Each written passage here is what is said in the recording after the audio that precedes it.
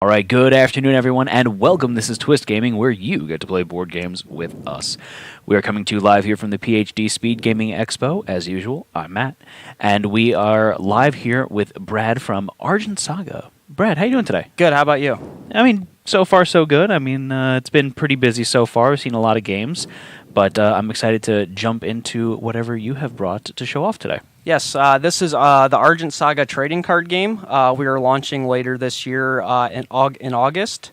We've been testing the game for about a year and a half, and we're ready to go. We're getting cards printed and want to show off the game here at PhD Expo, and feedback's been pretty good on it so far. So Fantastic. So a year and a half of development work on this. Yes. That's pretty significant. So that's a lot of time spent on developing this game. So pretty polished product, I'm assuming. Yeah. So we're actually a card store, and then we're trying to become a publisher. So we run a group of tournaments called the ARG Circuit Series, and we've been taking this game at our events that we run for all of the other card games and testing it out, getting feedback from players. So we've been tweaking it all along the way, and we feel this is the best product we're going to have here, and we really like it. Everyone has fun playing the game, so we're like, let's go with it, and go to print and launch the game. Yeah. So can you take a little bit of time to tell me about some of the difficulties and lessons learned in that year and a half development time that maybe pointed you in the direction that the game is? Any significant changes that were made from day one that you want to highlight? So there were a lot of changes along the way. Some of the cards were a little too powerful when we first made them because people were a little bored at first because we had the cards too not powerful enough. So then we made them too powerful. So we kind of get a balance. So we want people eventually to normalizes, right? Be interested in the game and not be playing like they're bored or anything. So we have unit zones here. We didn't have those originally, and then like the way the game works, you could just spawn the field with a bunch of units and win the game. So we put these unit zones down to stop from spamming the field. So there's just been a lot of tweaking, and I really like what we have now. So a lot of people enjoy it. So. Fantastic. So can you take some time to show me how to play Argent Saga? Yeah, so what we do is we'll draw 5 cards to start. All right, so these are mine over here? Yeah, yours are kind of far away. Nah, that's fine. I got long arms. So the things unique about our game, the way to win the game, there's these things called towers that are on the field. There's 5 of them. We're just going to do 3, but we'll only do a couple turns. Once you destroy a tower, the goal is to destroy all 5 of your opponent's towers, and then attack them one more time to win the game. The towers, when they're destroyed, have a comeback mechanic that help you come back. Mm-hmm. So say like my water tower gets destroyed, it lets me draw 2 cards, so I can try to come back and maybe turn the tide of the battle. So that's kind of unique. Turn the tide, was that a pun there? Yeah. Water tower. So another example here, I have the Tower of Fire, which is when this card is destroyed, you can destroy a target unit. So a little bit of reciprocity there where you get to target it back at the opponent. Right, yes. And then the other 2 unique things about our game, we have these things that stay on the field the whole time. One's called a champion, one is called a spirit. They stay on the field the whole game, and they each have 2 abilities each. That guide you through battle.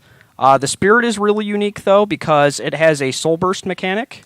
That mechanic, you have to flip the card upside down, and it shuts the card off for the rest of the game, but you get a really strong effect. So you have to kind of balance out what point of the game do you want to turn your Spirit off to get this really strong effect, but you're going to lose your first effect on it for the rest of the game. So mine here is target unit gains quickness, and that is this unit can attack or activate exhaust abilities immediately when played this turn. Right. So that one, a lot of times people, like when we were testing, would use that to try to win the game. If they only need to get one more attack in, they'll flip their guy over, their spirit over, and then give their unit quickness to try to attack for a game. Mm-hmm.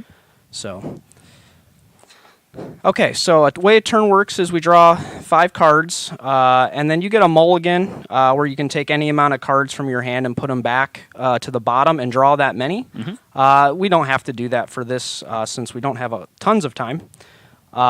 the other interesting thing about this game is it's your resource deck is separate from your actual deck. Okay. So you're not going to get color screwed or Gotcha. resource screwed like that. So the way the turn works is I'll go ahead and go first. You draw a card to start, but whoever goes first does not draw. And then you ready anything that you have exhausted. Exhausted means that you use the card, it's sideways. And then you get our resource is called a shard. You get one of those automatically each turn. And then it goes up to 10. They don't get destroyed or anything like that. And then everything after, once you get the shard, becomes one phase. So I can turn this sideways to use exhaust it. For 1, it'll let me play a card for 1 from my hand. And then, oh wait, we need to shuffle these upside down. I forgot about that. Oh. With the 3 we're playing with. So the towers are random. You don't know which ones you're attacking right away. We're just going to do 3 of them. Now, is there a benefit for attacking one over another, one type of tower over another? Yeah, so part of the game, both players have the same towers. So part of the game is trying to figure out where those towers are and which order you want to destroy them in, because the comeback mechanics your opponent's going to get. So you want to see what point of the game that you're going to have a comeback for them. Gotcha. Okay, and so I'm going to play my 1 unit. He has an arrive effect. That means when he comes in the field, he gets to do something. I get to take a gear card from my deck and put it into my discard pile. So I will go ahead and do that. And then units, the turn they come into play, cannot attack. So I'm going to pass the turn to you. So you get to go ahead and draw a card because you're going second. So I'm drawing from your actual deck, yes. My actual deck here. Now you don't have anything to ready because it's turn 1, so you go ahead and get a shard from your shard deck. Okay. And so it's a basic shard, so that is exhausted and that produces 1. Yes. The shards don't have anything to deal with color, so you can use it to play any card out of your hand. These are just monocolor decks, but we do have double color decks. Those are based off your champion and your spirit, but you don't have to worry about colors. You just have to worry about the number of the casting costs. All right. So then I have a juvenile dragon. So I'll throw that into this camera for a second here. So this is a 1 unit cost, and it is a unit dragon. So while you control 2 or more of them, this card gains quickness. This is my only one, so I don't get that. And then this number on the bottom, the 1,000. Yes, that's its power. So that's how you attack with it. We'll show you how to do that next turn. All right. So does it matter which of these slots that I put it in? Right now, it doesn't. There are certain cards that interact with zone placement. These 2 decks do not, but there are cards in the game that interact with specific zone placements, yes. Gotcha. Okay, so you can't really do anything else, so I'm going to go. So I'm going to go ahead and draw, and then I'm going to ready all my exhausted cards. Then I'm going to go ahead and declare an attack by exhausting.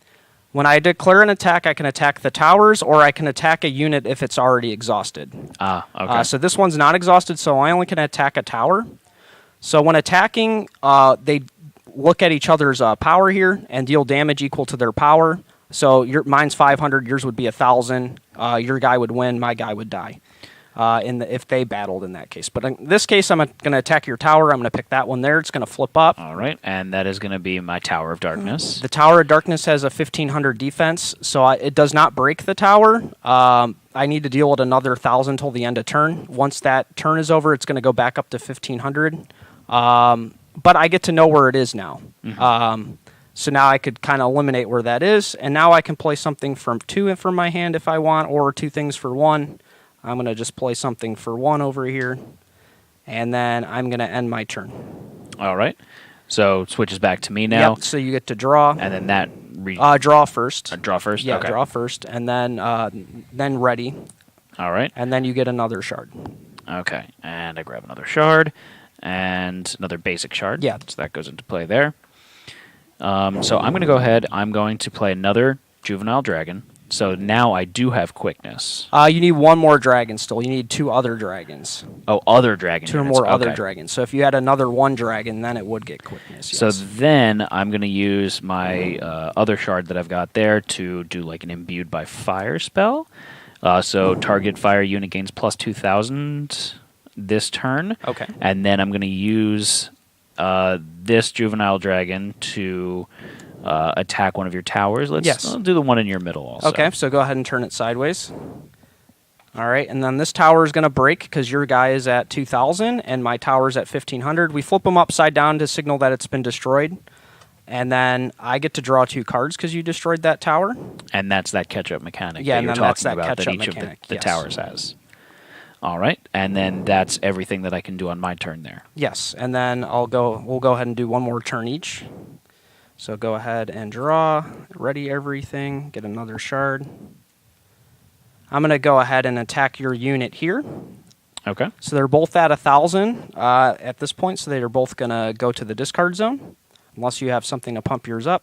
I do not. Okay. I have something to pump mine up, I think. I'm going to use my champion's ability. I can discard a gear card from my hand to give him plus 500. So I'm going to make mine a 1,500. So I'm going to kill your juvenile dragon, and my guy's going to live. Okay. So then he just goes into my discard? Yes. Okay. And then I'm going to go ahead and attack this tower to get it flip face up to see what it is. And that's Tower of Fire? Yes. So and that's a 1,000. Yeah, that's a 1,000, so I'm not going to break it, but I get to see where it is in the game. Then I'm going to play something for 2, because I don't have a 3. And then I'm going to pass the turn to you. All right, so then I would draw a card. Yes. I would reset these, Mhm. and then I draw another shard? Yes. Okay. So another basic shard there. So what I'm going to do is, I guess I can do this. You tell me if this is an incorrect move here.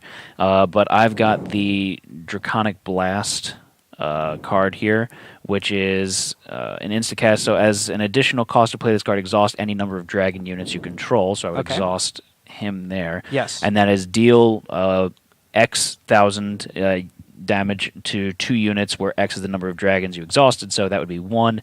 So I would do 1,000. Can I choose this one and this one, Yes. or does it have to be exhausted units?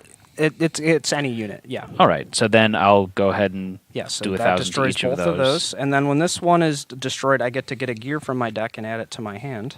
He has an effect for that. I'll just get this one.